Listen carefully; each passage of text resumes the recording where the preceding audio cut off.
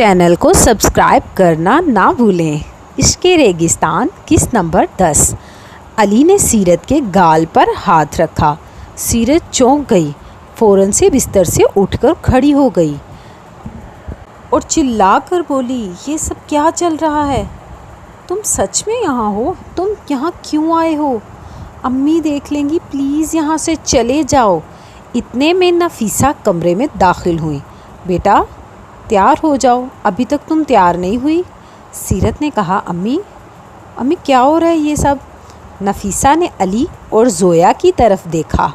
ज़ोया अली से बोली, अली बाहर चलते हैं, आंटी को सीरत से कुछ बात करनी होगी। अली और ज़ोया कमरे से चले गए। कमरे में खामोशी छा गई।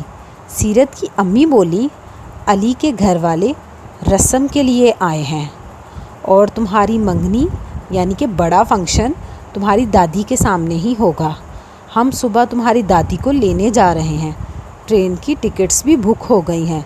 सीरत धीमी आवाज़ में बोली, अम्मी आपने मुझसे पूछा तक नहीं, कम से कम आप एक बार तो मुझसे पूछ सकती थी। नफीसा को ये बात सुनकर गुस्सा आ गया। नफीसा ने गुस्से से कहा, क्या कमी है लड़के में या इसके घर वालों में? वो तो ये भी कह रहे हैं कि निकाह के बाद तुम MBBS मुकम्मल करोगी। मुझे पूरी दुनिया में इससे बेहतर रिश्ता नहीं लगा। उम्मीद है तुम्हें कोई एतराज़ नहीं होगा। अब तैयार हो जाओ और जल्दी से बाहर आ जाना।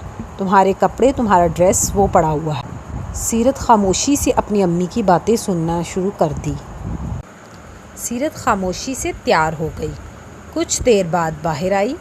अली की माँ ने उसे देखते ही कहा, अली तुमने तो सच में हीरा चुना है। काइंडली मेरे चैनल को लाजमी सब्सक्राइब करें और कमेंट्स भी लाजमी किया करें कि आपको आज की एपिसोड कैसी लगी है, ताकि आप लोगों को नेक्स्ट एपिसोड जल्दी मिले। Thank you. सब्सक्राइब करना नहीं भूलना।